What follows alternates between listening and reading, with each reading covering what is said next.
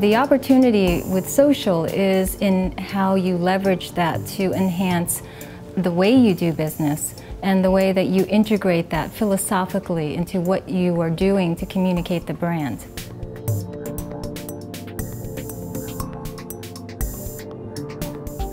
The success criteria that we use to determine whether a brand is successfully relating to a person, or the frameworks and the concepts that are being used today, are often extensions of traditional marketing as we have known.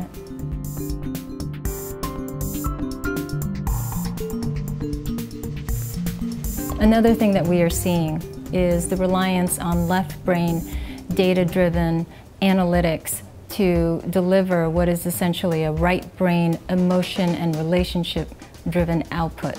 And therein lies the disconnect, because you can't get to something that feels real and genuine from hard, cold data. You know, there needs to be a union of the two, of the whole mind.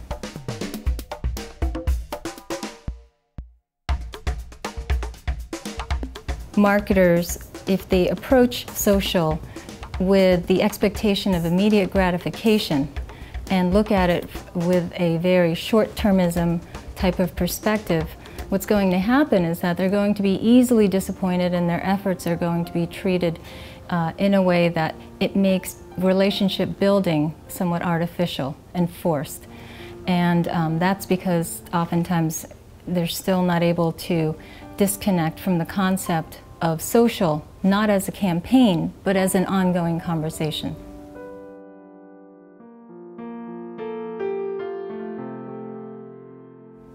Social voice represents what is essentially the third dimension of a brand. And by that I mean, when we think about brands and marketing, it is a two-dimensional concept. There's clearly another dimension to brands that is not being picked up or accounted for. This third dimension mirrors what people know about a brand, what they understand about a brand, what they believe in a brand, and most importantly, what they deem worthy of sharing with other people about that brand. And so the types of conversations that you see happening are things such as, what about the leadership? Can they be trusted? What are the employees like? And is that someplace where I can see myself working? And what about their customer service? What are they like after I've purchased a product from them? What are their service policies?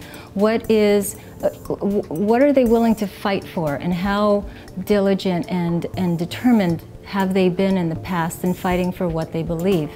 So a brand's actions or a brand's position on an issue, or even a brand's aspirations, these are things that people are genuinely interested in and are constantly talking about.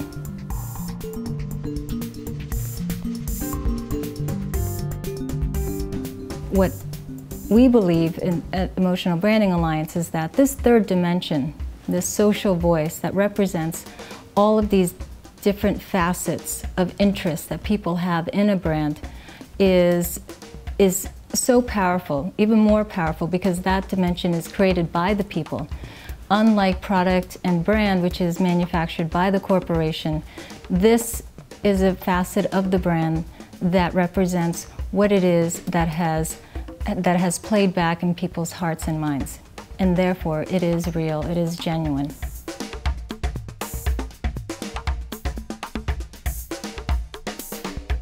We focus our work on taking what is essentially a 2D proposition and making that 3D, helping brands come to life. And by that I mean helping them amplify what they're about, because it's not enough to understand yourself and have a good sense of identity if nobody knows about that. So you need to be able to amplify that in a way that people will take notice of, but also want to hear more of.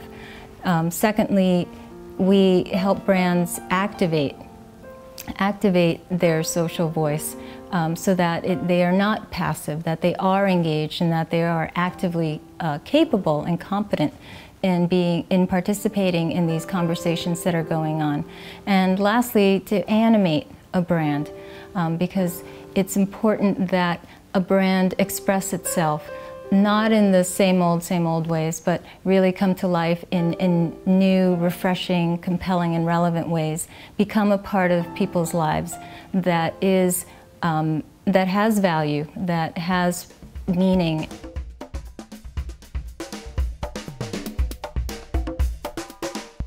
So regardless of whether it's B2B, B2C, or even nonprofit, the challenge is still the same. At the end of the day, we all know how important relationships are in building business, because you only want to do business with the people that you like, the people that you trust, the people that you can have a conversation with. In this world of social media where this third dimension is defined by people, perception, if left unchallenged long enough, becomes reality. And if this reality is shared by so many people and left unchallenged, in many ways it becomes social truth.